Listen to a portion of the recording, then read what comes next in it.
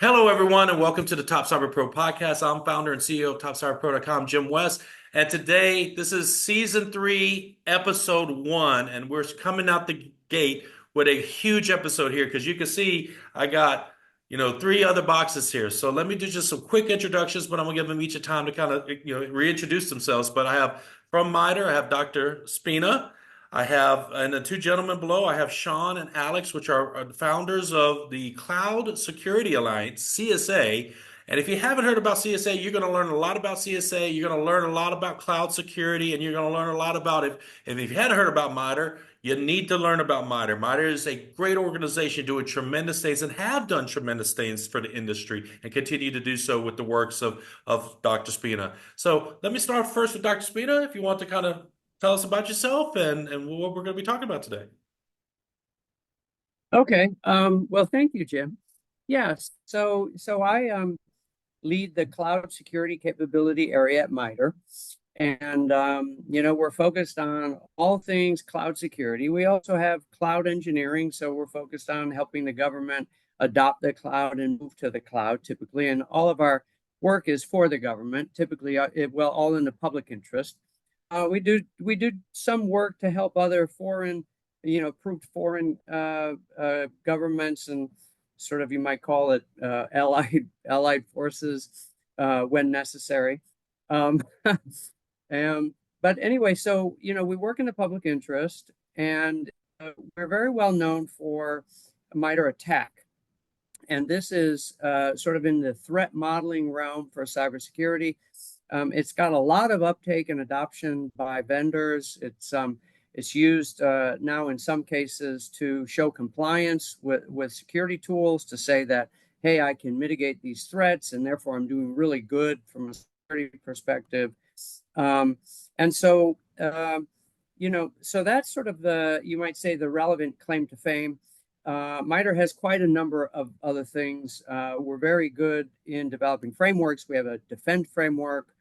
We have some other threat matrices, Fight for 5G. We have Atlas for AI. And some of you may know about Caveat for cloud. Is something we came up with, helping and supporting the attack team develop a cloud perspective. And so there's a segment of Caveat that, and we're calling it the forward-looking predictive threat analysis, to capture the threat concepts that are not necessarily seen in the wild today, but actually potentially expected in the future. And so, and this is an attempt to get ahead.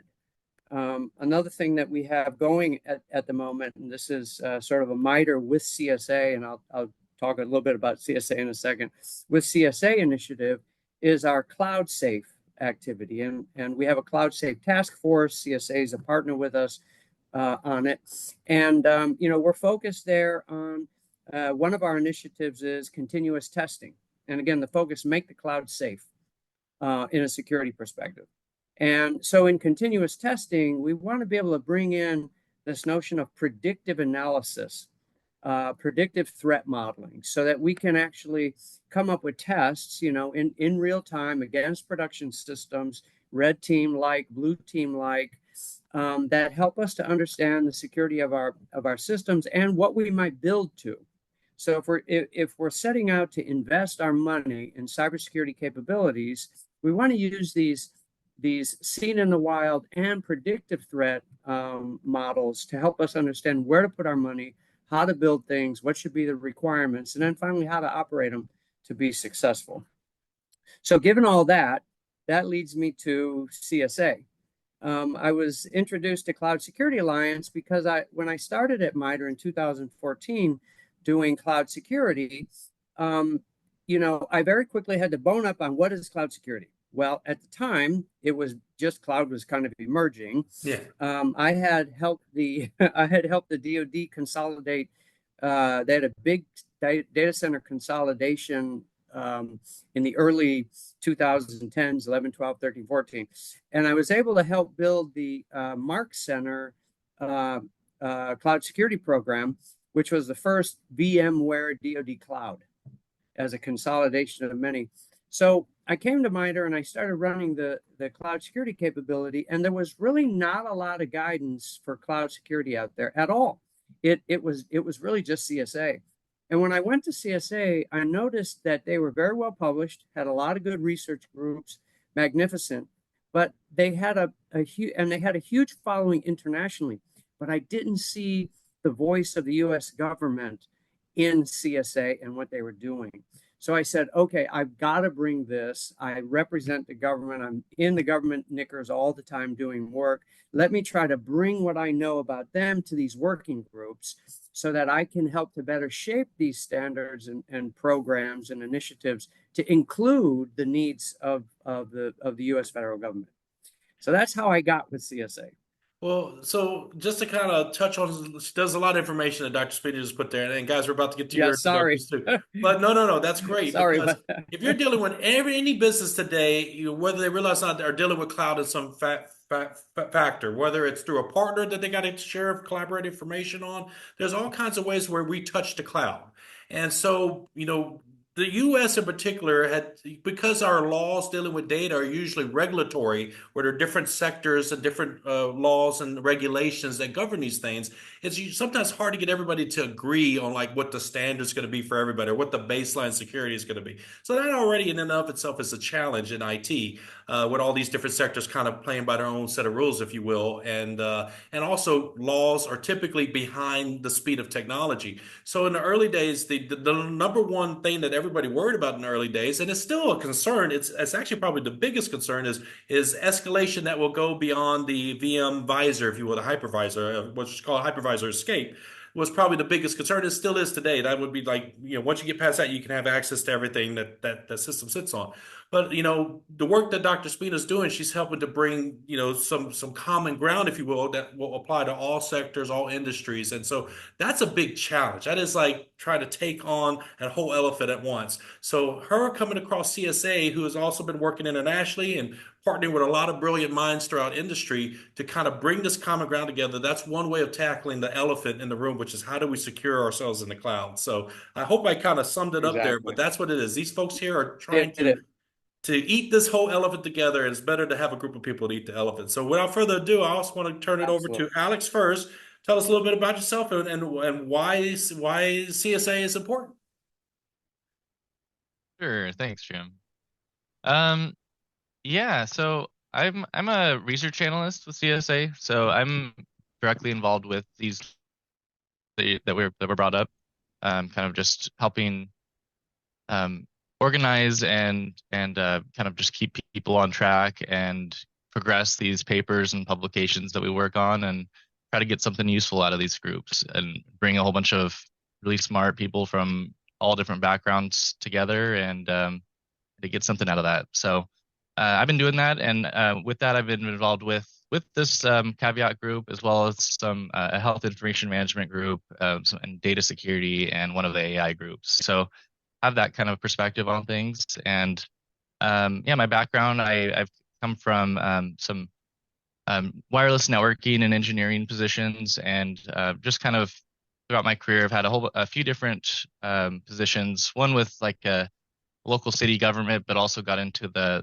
police and fire departments doing IT work for them, and even in their mobile, their police vehicles and fire units and stuff like that. So had just different perspectives on the IT and how it kind of interrelates. And now with CSA having the focus be on cloud, it's nice to have the experience of having on physical networks and that sort of thing, but it's also really cool to be able to bridge the cloud side of things. So yeah, it's a little background. All right, love that. Sean? Alex Oh, is our primary technology cat herder. okay, gotcha. Yep, exactly. So, Sean, can you share a little bit about what you do with the CSA? Yeah, so I am the technical director for our research team, and Alex is actually one of the individuals on my team helping me kind of keep things going day-to-day operations. And originally, and I want to thank Mari. She's been a fantastic ally and friend through this collaboration with MITRE in the caveat situation. I think it's just been a wonderful partnership. Um, as for CSA, we're nonprofit. We're really driven by volunteers, and that's really the special thing about CSA is the wide net that we are able to cast to help bring different experts, knowledgeable assets of life into one area when we start discussing cybersecurity or cloud or components. We're really able to bring all of that knowledge into one localized source. So we are able to kind of get all the ideas and thoughts. Nothing is siloed. And so it's kind of my job to help facilitate that, be the thought leadership behind it, ensure that we're going in the right direction when it comes to research in the cloud. Because a lot of things cloud, some people may have one vision of it, but at CSA, we want to take it to the next further step and see how it touches other components and technology. So when we start talking about cloud, it's like, well, let's talk about blockchain. Let's talk about artificial intelligence and Gen AI, which we have recently just gone full force into, right? Into this AI scene. We have a AI security kind of like a task force that we have now, executive committee, and we've branched out different AI working groups internal at CSA to kind of address all components and facets that a business would be concerned about or just regular users, and how does that impact cloud? And so it's really our goal to kind of bring all those visions together to make sense of everything. And from those, of course, we help build standards, frameworks. One of our bread and butter components at CSA is our cloud controls matrix, which from a business perspective just kind of helps everyone understand where cloud fits into the overall business portion of their day-to-day work. And so it's been great, fantastic. We do a little bit of everything, which I think is our specialty. And it's been fantastic. And yeah, thanks again for having us here. I definitely have to thank you and Alex and your teams and all the people involved in CSA because, as a nonprofit, and MITRE is also a nonprofit that supports government, it's funded largely by the government. This is tireless work. It's like, when you try to herd the cats, Alex was trying to keep the involvement in the working groups. And what I want to say to anyone watching this video right now, we will have a link for the working group, for you to contact and get signed up for the working group. You don't have to be a level 99 cloud engineer expert. You could just be someone that's just interested in it because the information that's shared on these working groups is insightful. You're getting like kind of the bleeding edge of information from all of these professionals across the globe. So just having that kind of exposure and access is something that a lot of people don't usually get access to. So even if you're just a fly on the wall in these working groups, you're welcome. And I would think, guys, I could say that freely. But if you also have experiences from your own transitions in the cloud or even back to bare bones, because a lot of companies, after several breaches that have happened in the cloud in the past several years, have said, you know what, we're going to go back and move or go to a hybrid is the most popular type of term where they have some bare metal and they'll have on-prem and then they'll have some stuff on the cloud. And I think that for a lot of businesses, that makes sense when you do a hybrid model, but there's some basics in security, which we'll get to a little bit later. But I want to just thank you all three for all of the tireless work that largely goes unsung. So I'm glad that we're able to have you guys here to kind of put a light on the great work, tremendous work, and the much needed work that you guys are doing. So the question I want to put out now, because the one thing that really got me interested to begin and have you guys on this podcast was Caveat. And I saw Dr. Mina had a wonderful presentation on Caveat. And so, what was the genesis of that coming together for Caveat, and why should people care about it is the big question. So, Dr. Spina? Okay. Yeah, thanks, Jim. Before I get there, let me go back to something that will resonate with Alex. So just the other day, we had an individual join the Caveat working group. And the first thing he said was, look, I'm really new to this. I'm just trying to learn. I just got my cybersecurity certification and, please bear with me. And we're like, perfect. You're the perfect one.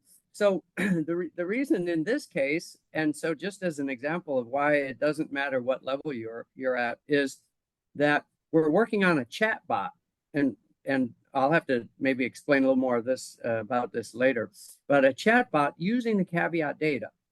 And so the question was by our chatbot creator, Kurt Siegfried, was what would be a good question that the operator would ask the chatbot? So we went to this new individual and we said, well, what have you been asking? And so it turns out he's got a number of questions that we can model our chatbot experience after. So really great. AI is changing the world. Inspiration from all sources. So, gentlemen, what has been some of So your just real quick. So, Alex, any other thoughts on that? Yeah, no, that was a great example. It's true. It's like you'd have having his perspective. It allows us to just see things a little differently. And he's coming at from someone who is in the process of learning. He was at the time looking for seeking out a job, and actually ended up getting the job in this process. So it's kind of interesting to see that play out. Um, but basically, yeah, he had a whole bunch of really, really great questions, and he was a knowledgeable guy. I mean, this is someone who is at least, knew enough cybersecurity to be, involved and everything. And but no, it's super useful, and it's great just to have the different perspectives. Okay, so now back to how we got the caveat, right? yeah. So we had been struggling just a little bit in the early adoption years of cloud and cloud security with the complexity of cloud.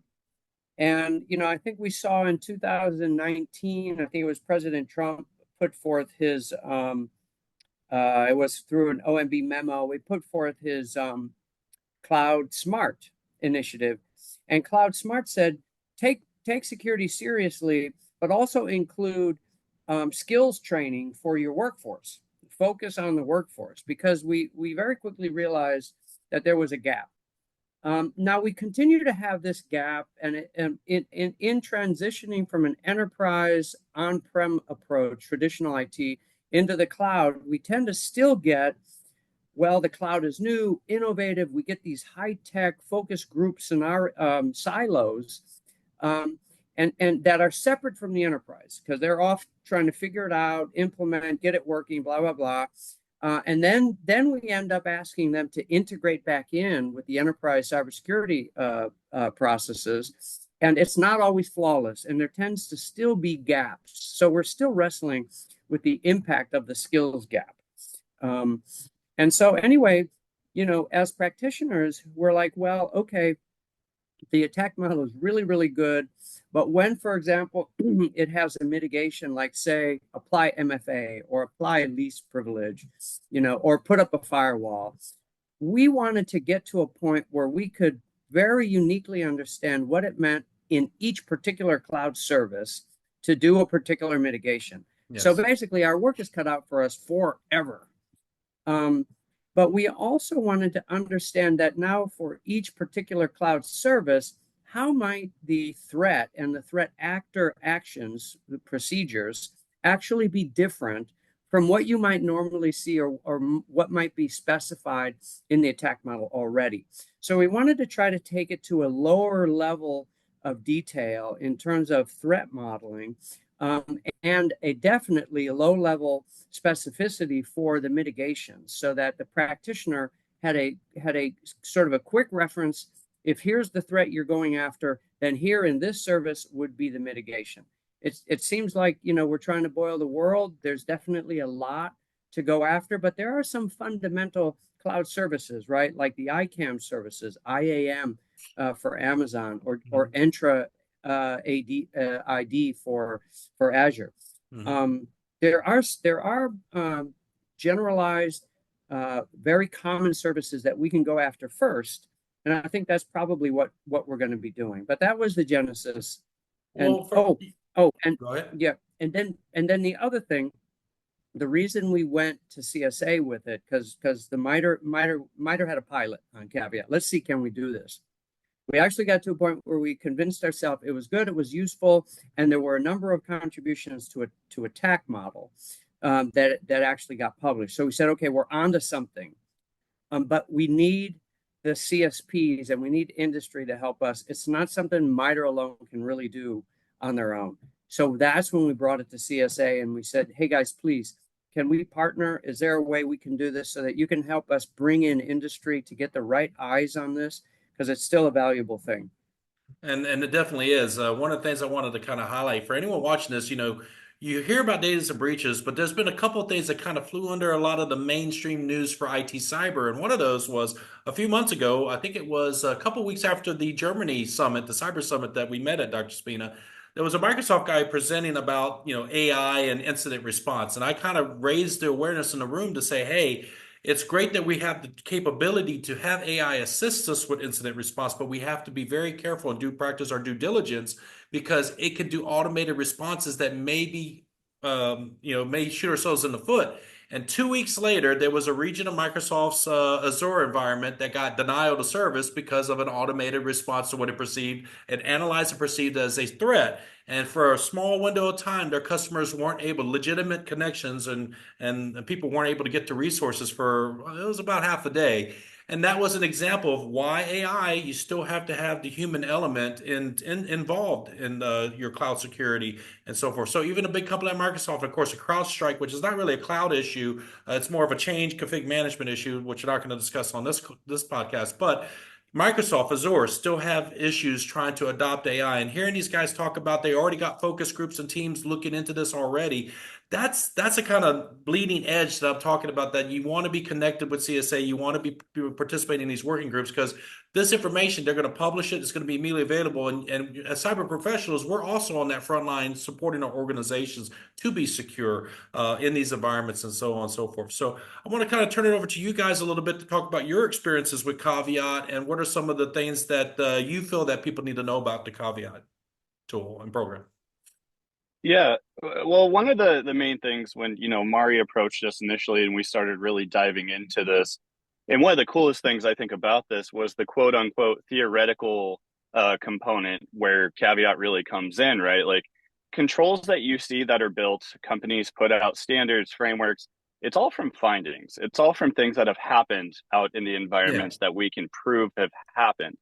Now, one of the coolest things about this is, and Mari, please, correct me if I'm taking this into a different direction, is the theoretical component of using different individuals' expertise and saying this could happen or this will happen in a month. Like let's write it down so when it is proven, we can say, hey, we addressed this and here was the correction. I think that's the coolest part about this, because no matter what framework you're using, whether it's the CIS critical controls, anything even from the CCM, those are things that we've seen over time. And so when we start to actually look at future proofing and taking and recognizing, hey, this might happen in the next 6 months to a year, then I think you're just adding a new flavor of complexity that is much needed in security to really start building out better controls.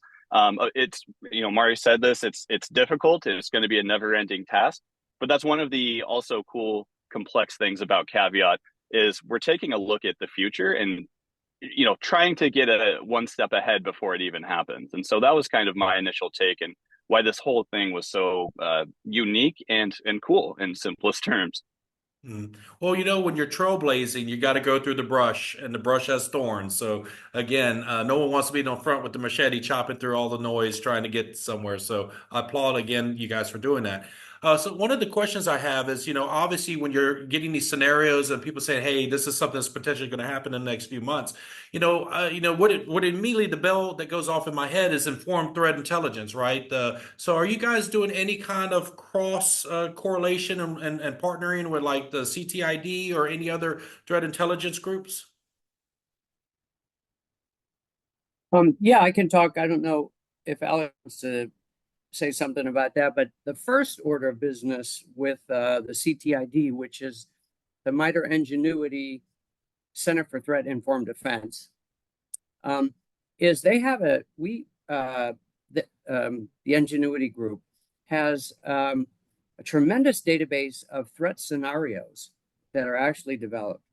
They've also got a number of attack related mappings. One of them is we call it the security stack mappings, and where they go through the attack threats and they identify which of the cloud service security capabilities would be useful in mitigating a particular attack. So you see these mappings of the attack threat to the security tools for each particular. So they have mappings for Google, Amazon, Azure, but not quite Oracle yet. So anyway, so for those three cloud providers, these things can be very, very useful.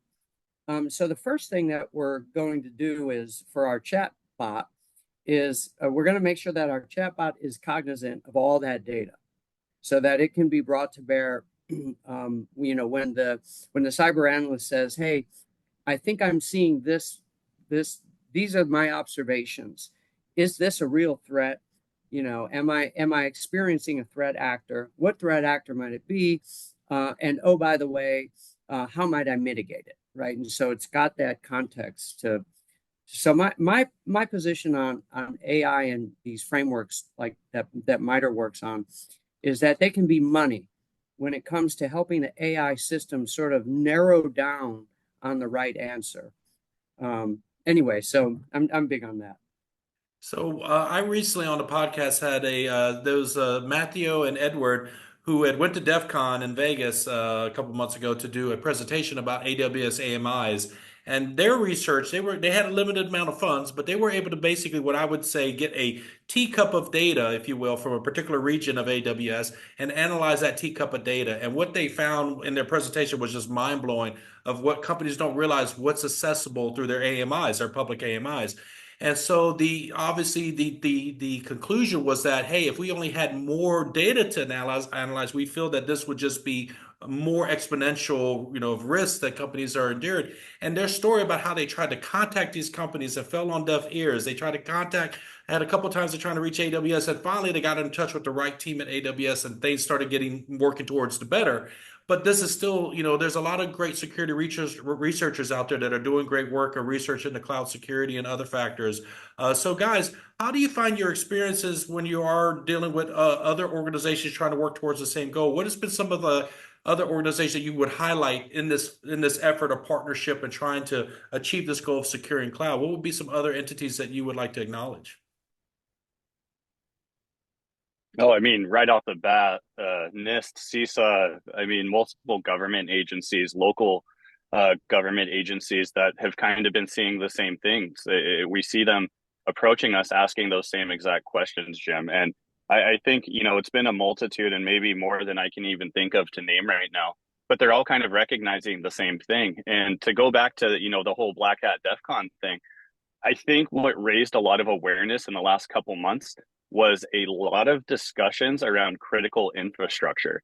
And so I think that raised the eyebrows of a lot of local governments and even official, whether it's the US or outside government agencies that were like, hey, can this actually happen to our critical infrastructure? And, Alex may have the exact name of one of the attacks that they had been discussing. And I think, was it Jen Easterly was discussing this as well, is we need to take a look at it because in 5 to 10 years, there could potentially be a major attack that shuts a lot of things down. And to come back to what we're working on now with MITRE CSA is like trying to find that future concept or attack path that, no one knows where it's at, but it could happen. I think this is kind of what we're leaning to. And to go back to your question is, I think it's important that we bring all of those different agencies, companies, individual governments to the table so everyone has the same common idea of what could happen.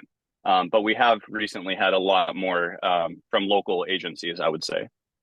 Awesome. I love hearing that because, the moment, someone mentioned earlier something about the silos that can quickly get stood up in industry, and everyone hates that. When everyone wants to make things, confidential, proprietary, and kind of go their own way, it's like, hey, we're all trying to row this boat in one direction of being more secure. We can use another person on the oars, right? And so I love hearing that these, especially like CISA, Jen Easterly and her folks are doing phenomenal work on behalf of the government as well. So, guys, I want to kind of segue into some questions because, people watching this, that are getting your first time meeting Dr. Spina and Alex and Sean. And there's one question that I always love to ask everybody. So if you would humor me, the question is if we went into a time machine and went back, because, people watching this, you guys are like level 99. And I always use that term to mean you're at top of your game, masters of your craft. But it didn't start out that way. There was a day one. A younger version of yourself said, I want to do the cyber IT security stuff for a career. And what is the story behind that day one? So I don't know who wants to go first, but if you're willing to share your story, because there could be someone watching this episode that would be like, hey, I identify with that story. You know what? I'm going to make that step into doing this work. I have a kind of a story on that I do kind of enjoy sharing. I'm not so sure I've shared it enough to actually have it down, but so I started out in mechanical engineering, And then I used I got an electrical engineering master's degree so that I could do spacecraft and telecommunications work. And that got me into sort of general IT. But I was always really afraid of cyber. I just didn't understand it. It sort of emerged during the same time that I was learning IT, and I was learning IT for systems, general systems engineering. And then, so I decided, well, in my career, I kind of wanted an engineering management degree. And so I went and got a PhD for that. It wasn't cyber related, right? But it definitely was IT because IT was big in that, and so, and it turned out to actually have been a little bit of AI because there was some good decision science there. But so the funny thing was, I got into cyber by mistake. In fact, I didn't even want to get into cyber. I was kind of looking for a job. This one program I was on was ending, and these guys called me and they said, "We want you to go to the Mark Center and design the cybersecurity program." And I said, you guys are crazy. I'm not a cyber person. I'm a general IT systems. And they sort of went down my resume with me, and I had done like a SAP program. I had built IT systems for the SAP program and implemented a multi-level security capability. And I had done a few accreditations and gone through the steps and the motions in government, and working with SCIFs. And I built out a SCIF one day. And I was the program manager for a large service delivery program. And they said, "You'd be perfect." And I said, "Okay, well, I'll do it, but I have no idea how well I'm going to do it. I'm scared to death." So I went ahead and did it. And it turns out that all my research skills from my higher education came to play, and all that engineering management that I had learned around risk management became critical. And I was able to apply those skills to cybersecurity. And when I came to the MITRE cybersecurity interview for my job, the team looked around and said, "Well, you really haven't done cyber very long." And I said, "But cybersecurity is a engineering management issue, particularly when it comes to risk management." And they looked at me and they said, "We think you're onto something."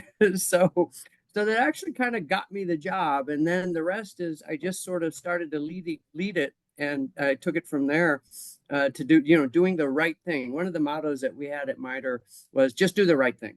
Whatever the right thing is, just do the right thing. Make sure you're doing the right thing.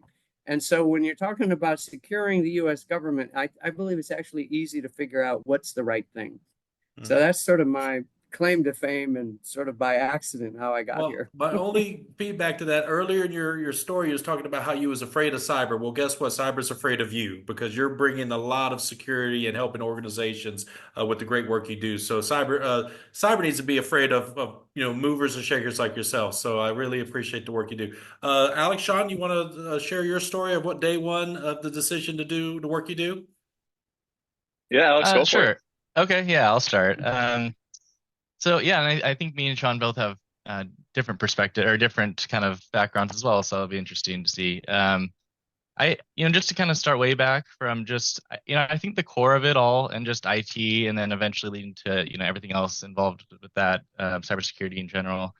It really starts with just a fundamental like interest. It's just growing up, I was into computers, I was into PC gaming, into just I like to to talk about it with friends. It was just a natural interest and something that I was into. So for me, kind of when the time comes to decide, all right, well, what am I actually wanting to do with my life here and what direction to go?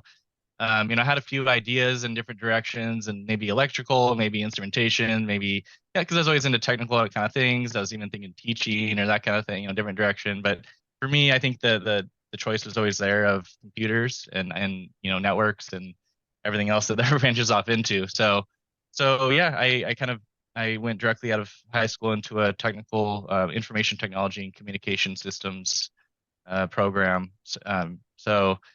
Where just kind of getting that fundamental knowledge of wireless and electronics and digital circuitry, and really just starting with the core and working up. So joining being more of a hands-on PC tech job, and I was thinking whether you kind of you go out of, starting the workforce, whether you go directly into cloud or, in cybersecurity, or whether you kind of have more of a hands-on physical job. I mean, there's just stuff to be education and experience to be gained from it, from any of that. So I think my experience and what I've done priorly, it's really been beneficial in what I do now, and just having a lot of different perspectives on IT in general, and servicing a lot of different people, and servicing, even like uh, government employees to actually doing like customers. For when I worked for a wireless ISP, where it was more of like we were trying to make money. It was more of a business versus just supporting a network kind of thing. So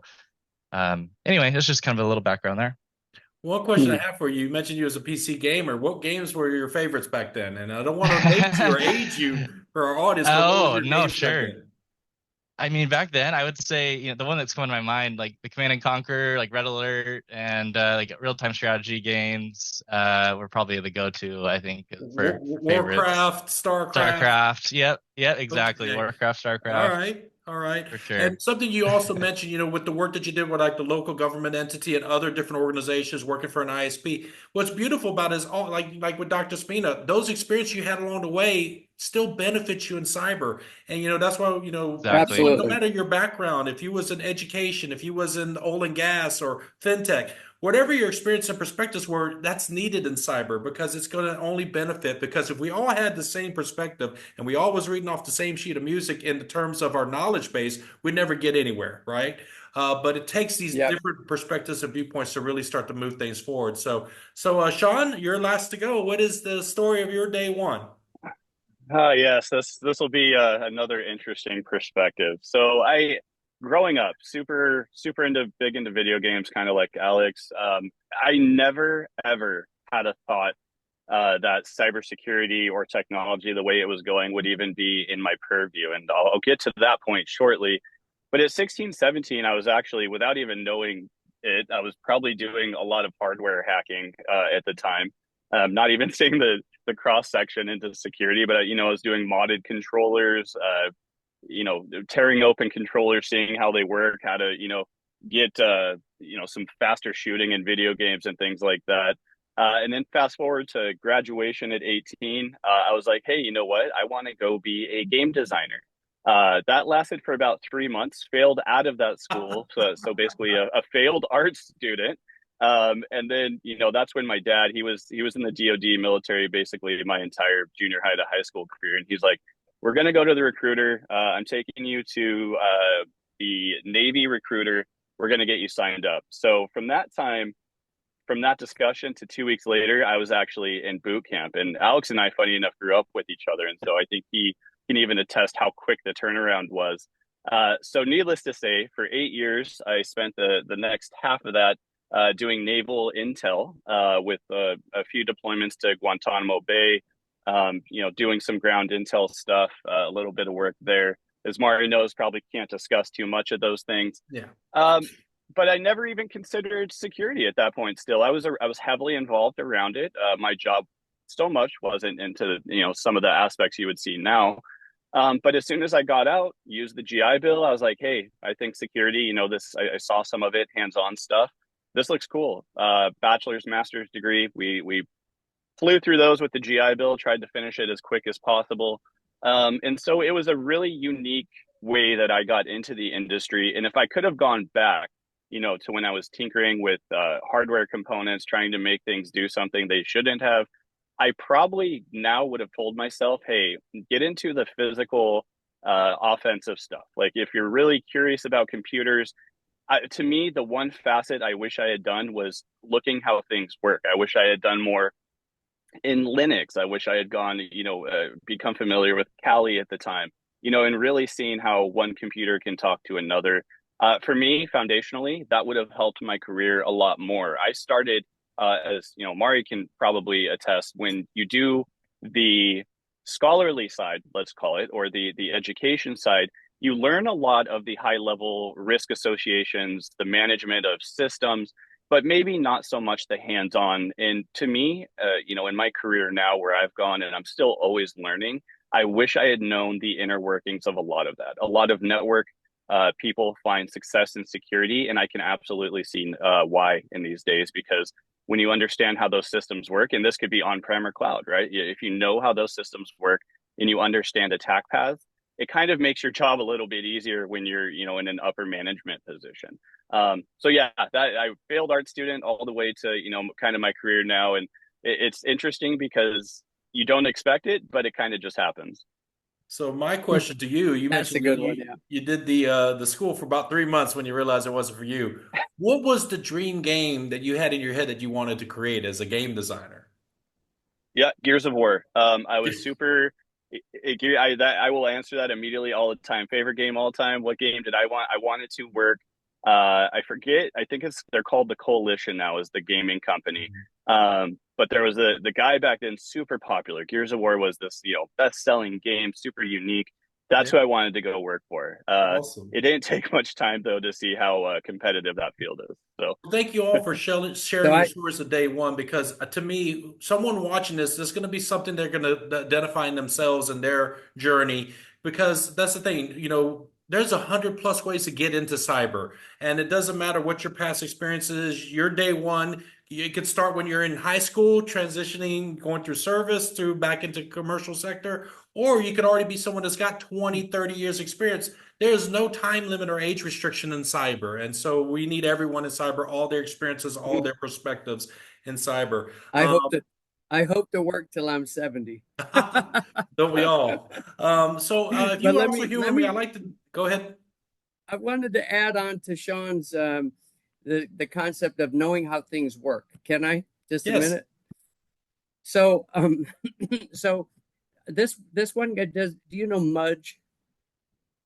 Mudge. I think I'm not sure if that's sort of a colloquial term for him, but he's the guy who went to Congress and showed how you could put together a bunch of dumb computers, build a supercomputer, and start hacking things, right? So I worked for this guy for a few, I don't know, maybe a year of my life when I was doing some work at DARPA. He was a DARPA PM. And he taught me something really interesting about cyber security that made me start really thinking about it in a different, more interested way. He made it exciting to me. He walked me through the building and he came up to a card reader and he took his badge and he asked me, why would I do this? And he hit all the numbers and then swiped his badge 3 or 4 times in some crazy way so as nothing happened. And I said, I don't know much. Why would you do that? It seems stupid. He said, because I want to know what the system does. If it'll hang up or do something odd or something I can record, one day I might be able to work that into an exploit. I'm like, oh my God. I said, like, what do you mean? He said, well, suppose I could make it hang the system and I had just run through this door and I was being chased. And if I could make the system hang, the door wouldn't be open and that would give me an extra 5 minutes. Mm-hmm. And I'm thinking, wow, I mean, that's like really detailed thought about how you might, exploit systems and use the exploit. And it has Wow. so far reaching experience, implications. And where we see that today is input validation, right? When people don't do their proper code checking and so forth in different fields on the net, there are bots and systems that will go scouring and crawling websites and just trying to do input validation to see where they could compromise or make a machine reset to an error code that they could potentially compromise. So it's a wonderful how he was doing a manual version of what's done with bots today. So so for levity, we talked a lot about Caveat. We talked about CSA and MITRE's work in cloud security. And I know we could talk for hours about this, and we don't have a lot of time left because I do want to respect everyone's time. But there's one more question. I like to do a speed round of questions, and there's no right or wrong answer. This is just for pure levity and fun. So I'll start with you, Dr. Spina, and then I'll move to you two guys. Is a hot dog a sandwich? Yes or no? Wait, is what? Is a hot dog a sandwich? Oh, yes. Okay, got a yes. Alex? I'm gonna say no. No, we got one yes, one It's no. its own All right, category. Sean, you're the tiebreaker. Yeah, I have to go with no here. I'm sorry, Mari, but the bread is connected on one end. And It's so, official. CSA says no, it is not a sandwich. Yeah. So you heard it here first. One last question, cake or pie? Dr. Spina? Oh, definitely pie. Peach pie, strawberry pie, berry pie. All right. Alex, I'll go pie.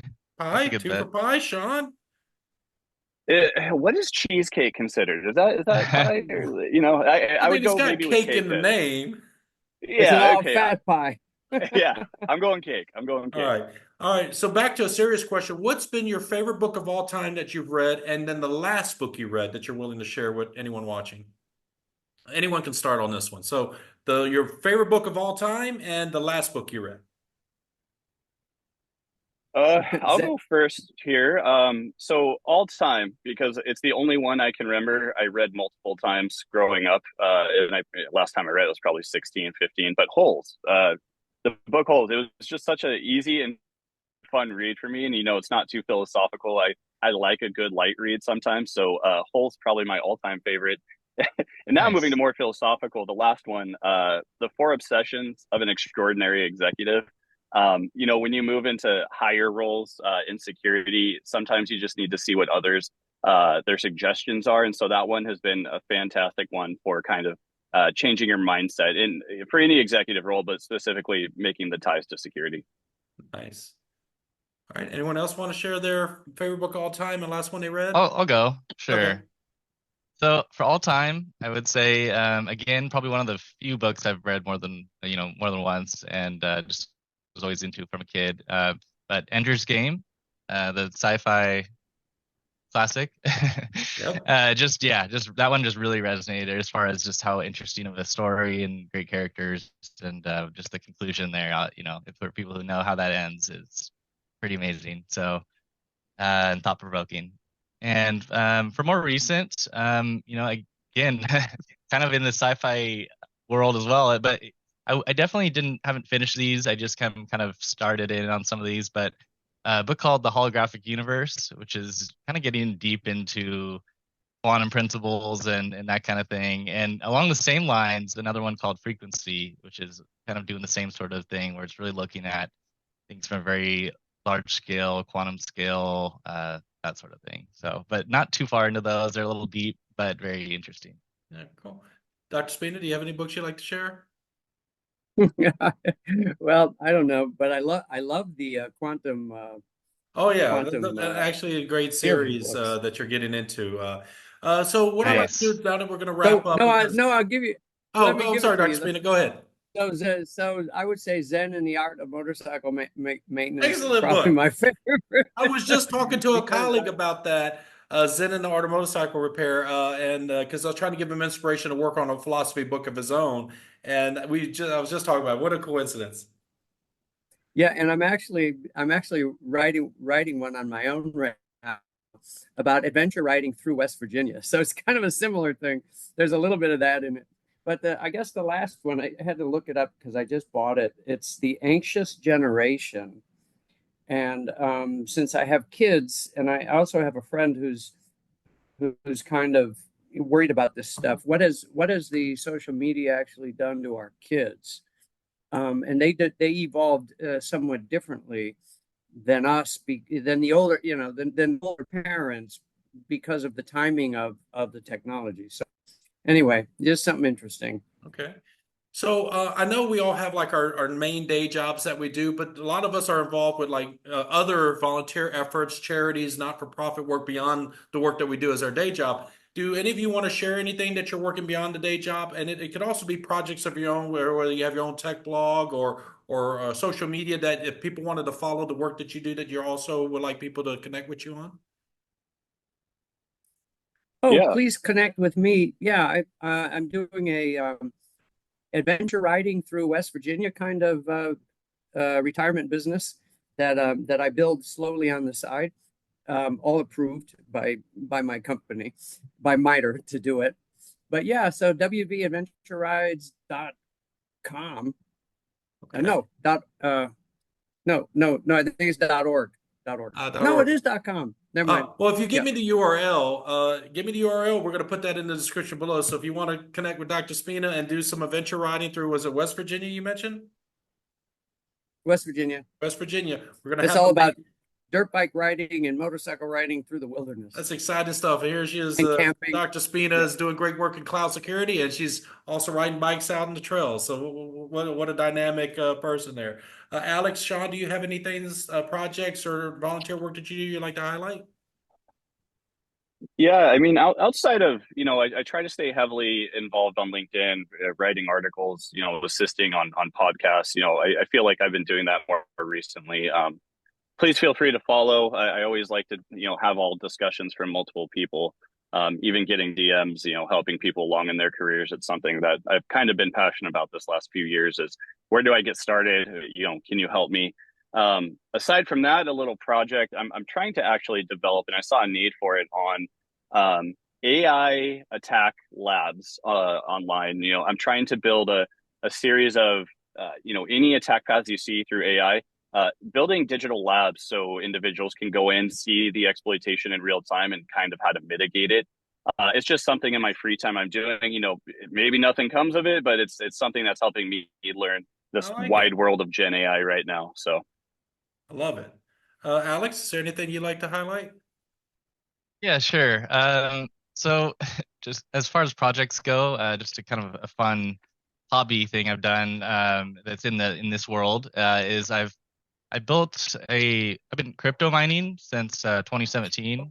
Nothing crazy, but just like, hobby mining, I guess. But I have built like a 6 GPU mining rig, as well as having like having like a few other computers doing the mining. So pretty much consistently since then. So, but yeah, I mean, obviously a lot of the work's just kind of up front and then keeping things rolling. But it's been fun to learn and follow and kind of as things evolve. And like before when Ethereum was the main thing, but now at kind of post Ethereum, it's a lot more speculative and a lot more options out there. So it's just kind of figuring it. It's can't expect much out of it, but you just kind of do it for fun Yeah. when the market has its time, it's kind of it can work out. So Yeah, so my comment to, a side mining project. and just getting into crypto, I tell most people just have a dog in the fight, right? Just get you don't have to put Sure. your whole nest egg or all your savings into it by no means. But you can do recurring buys and so forth. And again, that's a whole other discussion for a different Exactly. podcast. But I do want to just remind you guys, any of the books you've talked about, any of the links, please send them to me. I'm going to make sure they're all in the description below. So for you watching this at home, don't worry, we're going to have all the links for you to make it super easy. You don't have to go on to Google. It'll be in the description below. And please follow all three of these wonderful professionals on LinkedIn and the socials that I'll provide also down below. So it makes it just a click away to connect with these guys. And definitely check out the the CSA working group. They hold these meetings, I believe it's weekly or bi-weekly. What's the schedule, Alex? every 2 weeks. Every 2 weeks. We have So a 3 o'clock meeting on every Fridays. 2 weeks, twice a month, join it. Even if you're just a fly in the wall and then just ingesting the information, that alone is just going to help you understand the bleeding edge, as I'll call it, in cloud security. And just the networking with these other professionals around the world. You'll have people from Europe, Asia, all over the world that are dialing into these working groups. And it's just great work that these folks are doing that we got to talk to today. The last thing One is thing we didn't oh, talk about what Caveat is. Caveat is cloud adversarial vectors, threat, threats, and Threats. exploits. that Right. Sorry, we cloud couldn't get the adversarial acronym. vectors and threats. Before we close out, I'm going to give each one of you an opportunity for your final statement. So, anyone, whether they're an executive or cyber professional, anywhere in between, what is the biggest thing they need to take away from anything you've shared or that you've yet to share? What is the big statement that you would impart to them? So, let's start with you, Alex. Okay. Yeah, I think we've kind of just throughout this highlighted how important it is just to take the experiences you've accumulated and push them into what you've done next, and that to kind of just retain those things because they can become useful even if you didn't really realize, or even if you're in slightly a different of an industry. Because yeah, being in cloud only in the last few years, but it's everything else I've done has been super super helpful and allowed me to kind of do well in cloud. So and that, as far as I did put the link, links will be available, but there's a circle a CSA community page, which is a Caveat circle page here, and that'll be a way to, if you want to like to join the group through that, and then also the link to the the Caveat chatbot is its current form, which is it's definitely in development, but just something that can be toyed around with, where it can be asked different questions and kind of explored on how to use that. And we Awesome. are just to kind of something to say about the chatbot. It is something where it is because we are such a we are on the kind of the edge of development of it, where before even with just the developments of how custom GPTs what they've allowed. Before we were kind of cramming a lot of like all the data we could into it and try to get all these mappings with all this different data from wherever we could to kind of to jam pack it. And then in that time throughout the summer, even web search became kind of a built-in feature with the custom GPTs. So now with that, we've kind of retooled it a bit because it's so good at being able to find that data without having to just have it embedded in there. So now the focus is on kind of the structure of it and allowing kind of guidance and expertise and things that maybe weren't initially thought of to kind of be stuff to help the person asking questions get more of a well-rounded answer and help them kind of guide them a bit more. So just to kind of some basic overviews on that stuff. Awesome. Sean? Yeah, I think one of the main takeaways, and I probably overuse this, is don't be scared to fail. I would actually embrace failure in your career. And so whether you're getting into security or whatever you may want to do, whether it's just you want to do this on the side or do something else, really go into everything you do with the mindset that there could be failures, but those will just create successes.